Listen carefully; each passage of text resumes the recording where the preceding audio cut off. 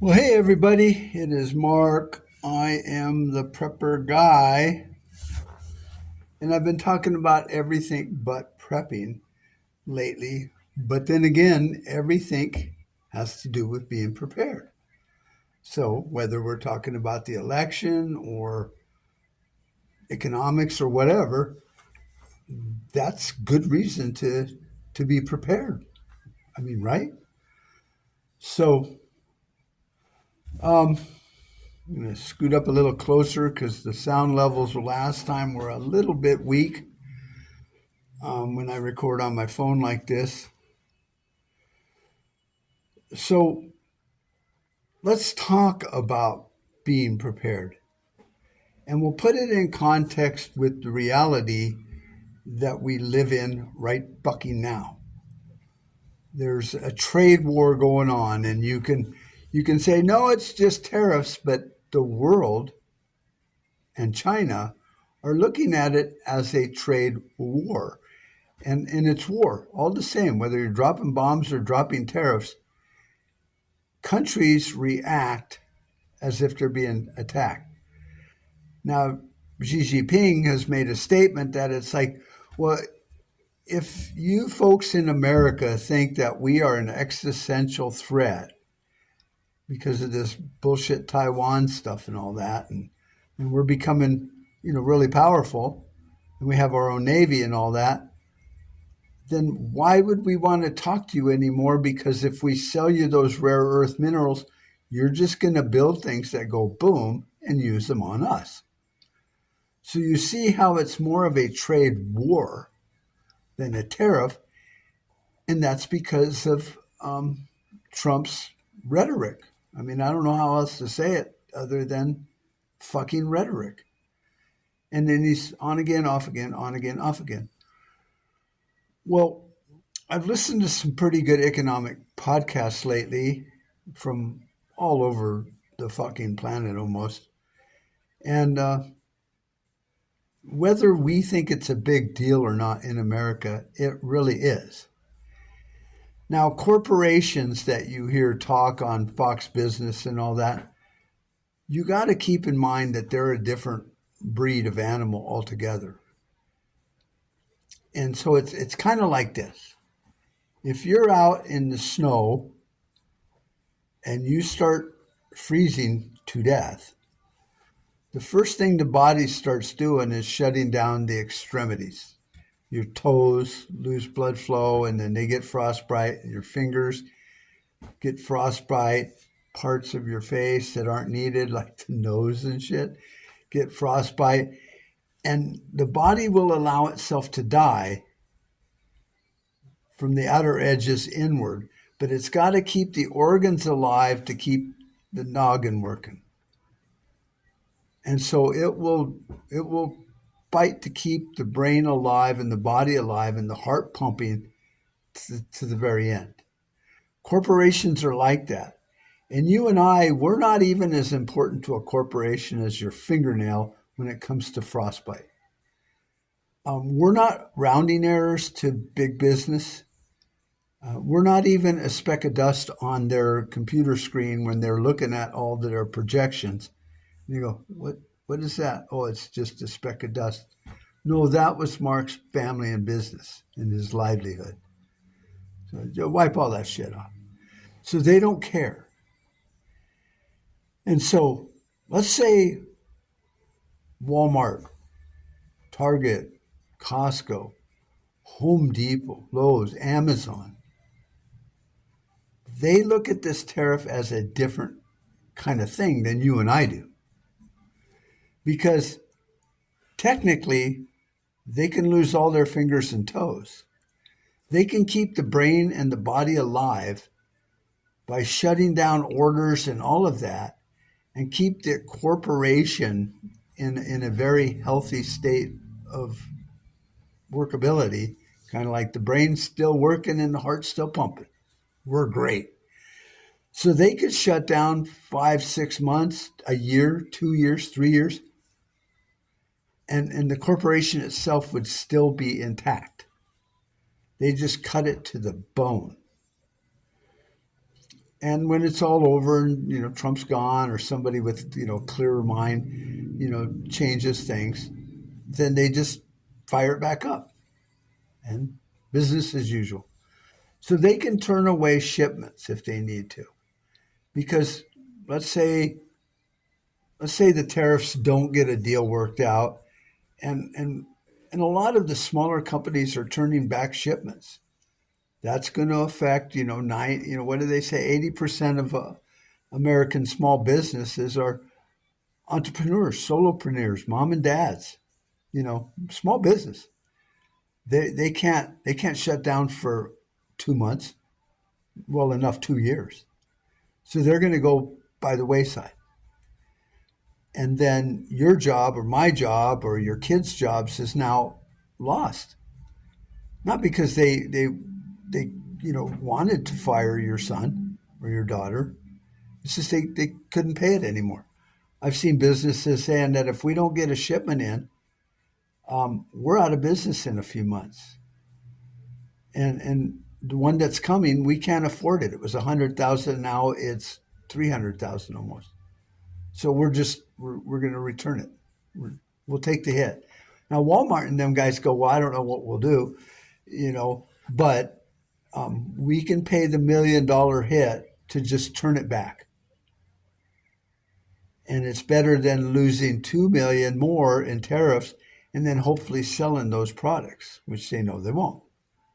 So see, they can cut back and they can cut to the bone and they can lose their toes and their feet and their legs and their fingers and their arms. And it's not a pretty thought, but in business, they don't look at it that way. They just look at it as we will close all our extremities. All of the Asian markets, all of the German markets and Europe markets and American markets, and corporate headquarters will be fine. We'll keep our trucks and all that. We'll park them. We'll mothball it. And when this is all over, we'll just fire them all up and go back to work. Business as usual. So we're not really part of the equation when it comes to these big matters like, 400% tariffs. I mean, now I don't know if it's still true, but I heard somewhere where that solar panels are going to be hit with over 1,000% tariff. Well, if you're in the solar installation business, you had better start looking for a new side hustle because people aren't going to buy it.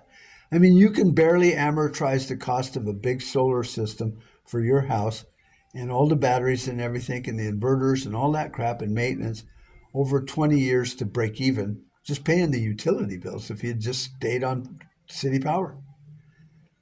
So now that things have gotten way up, batteries and solar panels, 1,000% here and 500 there and 200 there, it would take you 50, 60 years to amortize that out. Well, then fucking why buy it? Stay on the grid. So this comes to what I'm thinking here is, as preppers, we are not part of that food chain, that corporate food chain. We're not the apex predator in Fortune 500 thinking. Now, of course, they want lower interest rates because then they can borrow money at 0% or near 0%. And then they can, what, pay the government back in 10, 20 years when they reopen? Sure, it's not going to hurt them. The money was free. It's like borrowing from your crackhead friend that doesn't even remember he lent you $1 billion. So you can buy back your stock. You can do what China said they'll do. They'll just sell their $1 trillion of U.S. bonds, give that money to their own people, and let them buy all the trinkets and baubles that they sent to America that came back, because there's a demand for that stuff. We in America, we're on the demand side. We're a customer. We don't make this stuff. See, the manufacturer's on the right side of the equation because they make it. And if you don't buy it, someone else will. Like your local Circle K or Piggly Wiggly or wherever you live. You're a good customer and you walk in all the time and they go, hey, how you doing? Nice to see you. How's the family? How's the spouse? Is that great? So then you go, I was thinking about the other day and I think you're charging me too much for my Pepsi. Yeah, corporation, I can't argue with that. Well, I'm going to quit shopping here. Okay, you got to do what you got to do, Mark. But they're not going to go out of business. They're not even going to miss you. So we're not that big of a customer anymore in America like we used to be. We were the top consumer. Now, not so much. And we got a lot of demands on that. We're going to keep buying from you. You better fucking wash my car every time I come in here. Ah, no, pass. I don't need your business anymore that much. So, as preppers, seeing the writing on the wall, whether you believe it's going to happen or not, because we're so cool and you suffer from Trump derangement syndrome and you think whatever he does is fine and he can walk on water and you'll sink and drown with him, fine. But if you look at it from a, well, maybe, the gambler's point of view, I'd rather hedge my bets, then you should probably start spending your money on other things besides going out to eat every other night and, buying that big new Ford F fucking 1050 with a overland camper on it when your 3/4 ton in a camper will do the same fucking thing. It just doesn't look as cool. So buy, food storage meals, like even if you buy that fucking dehydrated shit, which is garbage from a dietary standpoint of view. It's just dehydrated carbohydrates. But, that way you can suffer out the storm like the corporations can because they're not going to care whether you're eating or not. So spend a couple $1,000s and buy a dehydrator.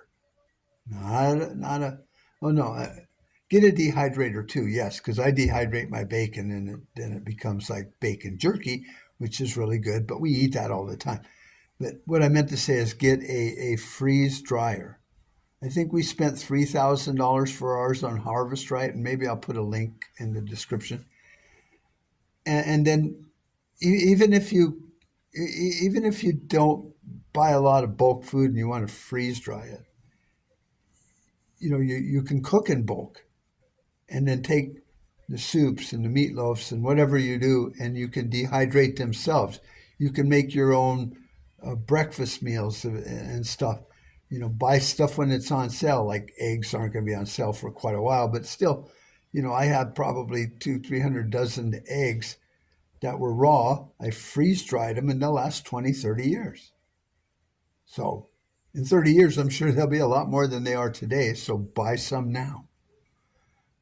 Buy hamburger.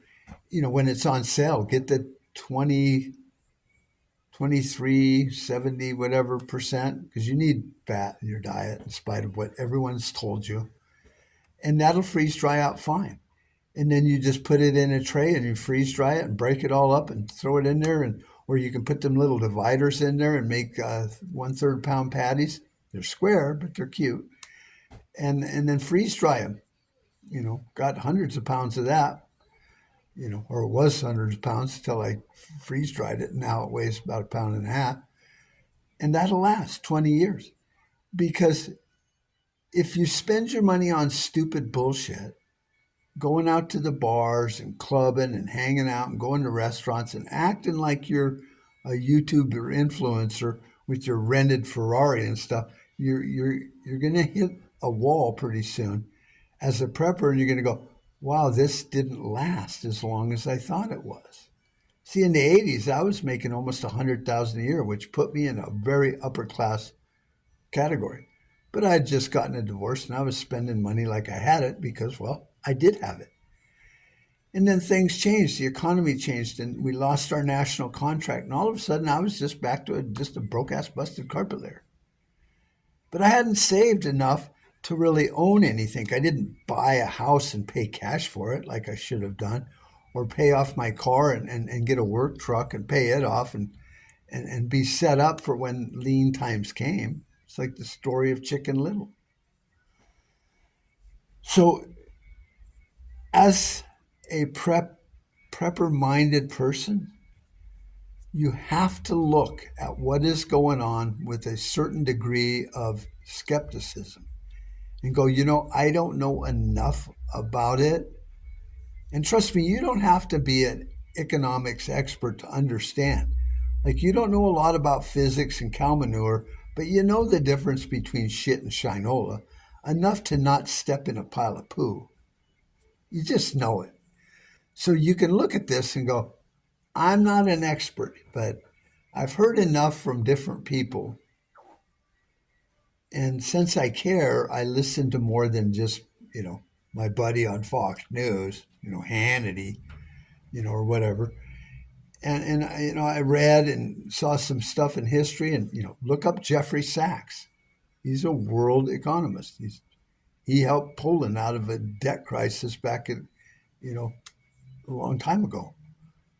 And so he's not a dumbass. And he'll tell you, this is just what happens. It's history. It's not his opinion. It's not that he hates Trump or loves Trump. This is just what happens. If you got gasoline all over the floor and you light a match, it's going to go boom. That's just what it does. Whether you like the match or the gasoline at all. They might have been your best friend. Still burns your garage down. It's just the way it is. So you have to look at it that way.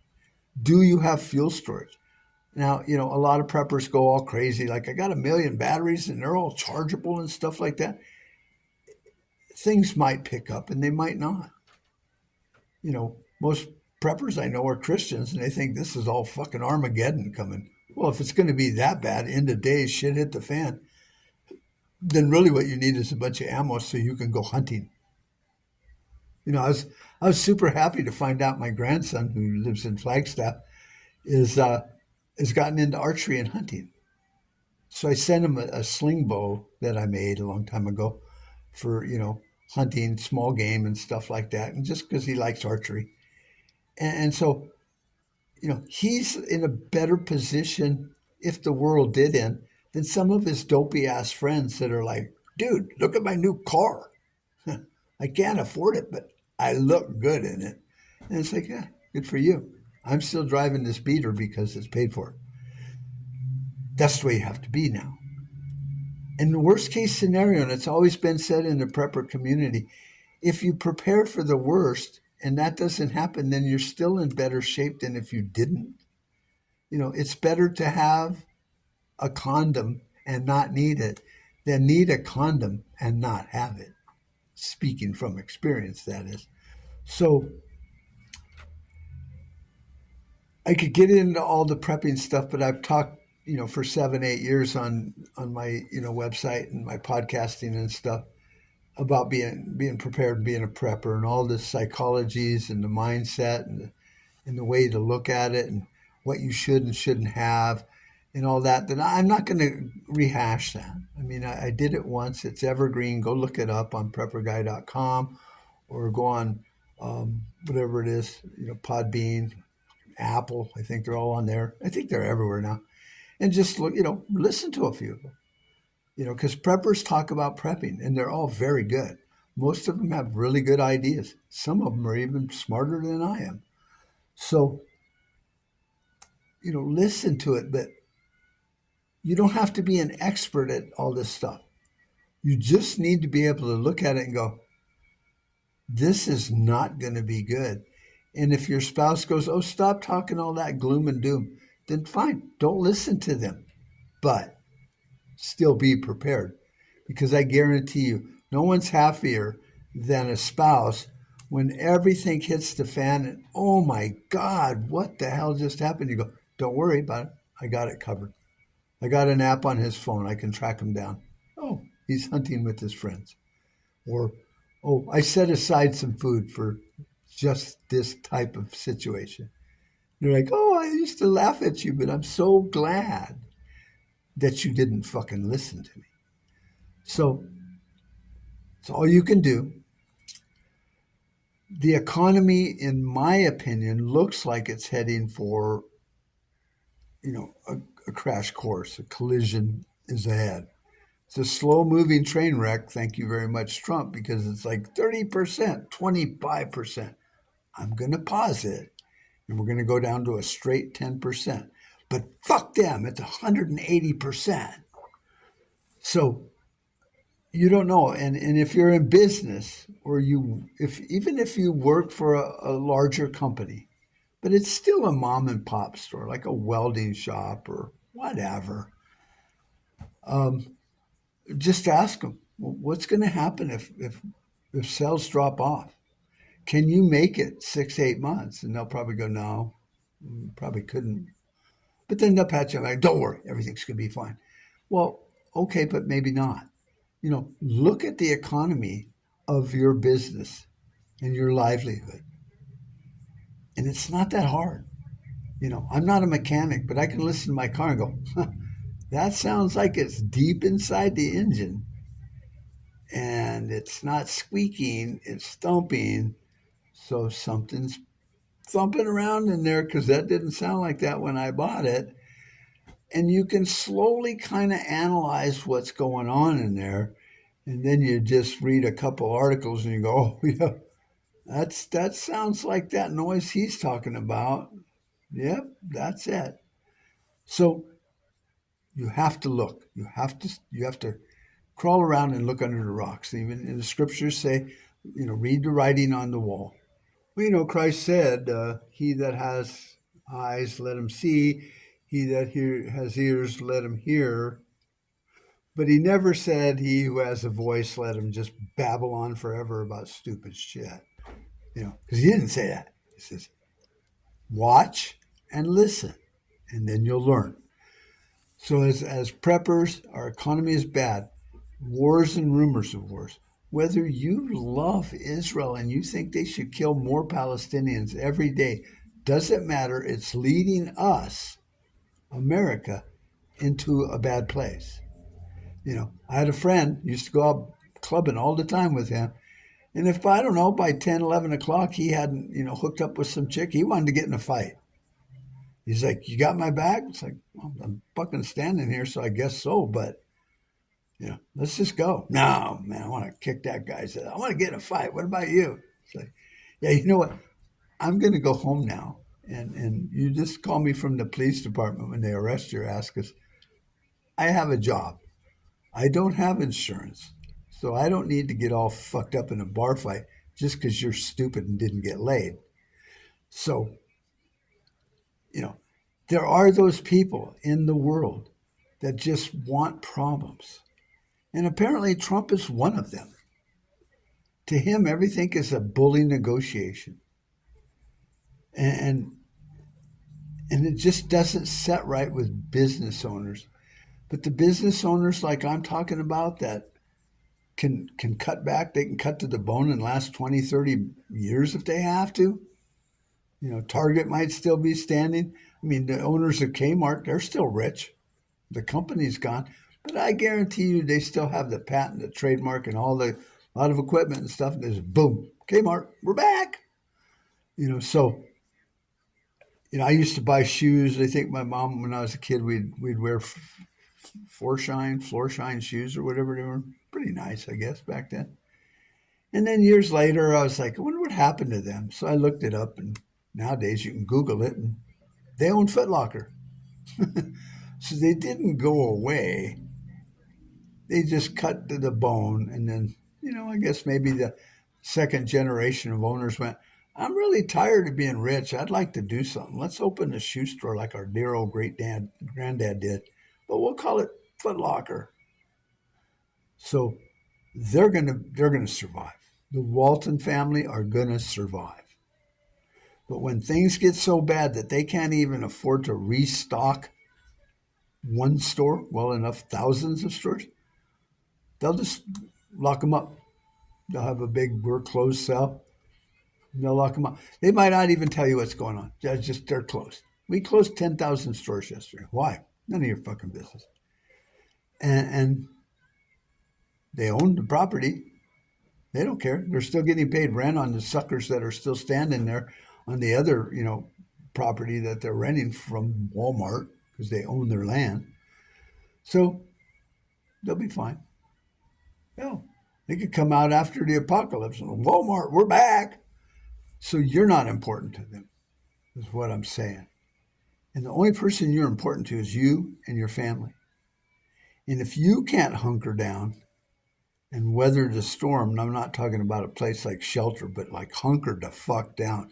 You got food and water and gold and silver and ammo, and you have to live in a cave for 20 years? Good enough for our paleo ancestors. Don't worry about it, because you'll still be alive. When you come out of the cave, you'll have all your generations that are like, man, looking around at this apocalyptic scene, you were right.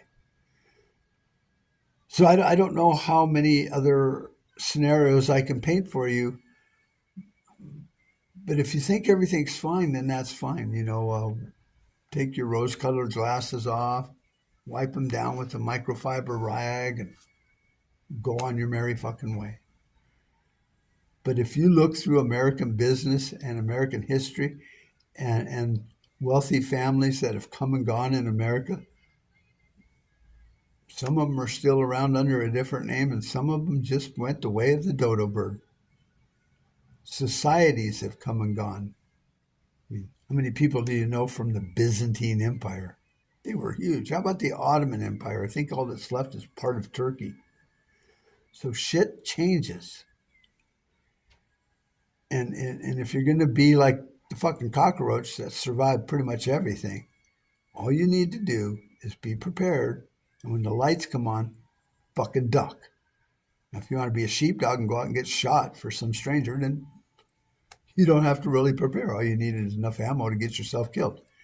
But if you want to survive with your family, then stop worrying about everybody else and what the fuck they want to do and what they want you to do, and just dial it back, save your money, get out of the dollar, buy gold or silver, and ammo and guns and food that will last 20 years. And the only way you're going to get that is freeze-dried food. Everything else is perishable, which is great. You need that to eat from day to day. But if things get so bad that you have to, shoot and scoot for a year or two, then at least you have dehydrated food cached around and freeze-dried food, and you can survive in an area for quite a long time, like the American Indians did before we came and fucked it all up. So there you have it. I'm going to let you go. Hope you guys had an awesome fucking Easter. Hopefully I am so dead wrong that everything works out and I wake up next Monday and the whole world is singing Kumbaya and Coca-Cola's giving everybody a Coke. That would be great. Not going to happen, but it would be nice. Everybody can dream, even the prepper guy. So enjoy. And from what I can gather from most of the economists I'm listening to, we don't have a lot of time. We have time, but not a lot of time. And depending on where you are on that economic paradigm will determine how much time you have. But we're not part of whatever plan they have going, so you need to have your own plan. And you got time. And, it's the old expression, I'd rather be a year early than a second late. So be early. Talk to you later. Love you guys. Bye-bye. Oh, subscribe, like, share, leave a comment. Be an awesome dude or do that. Bye-bye. We've made too many compromises already. Too many retreats. They invade our space, and we fall back. I'm your huckleberry. The line must be drawn here. This far, no farther. That's just my game.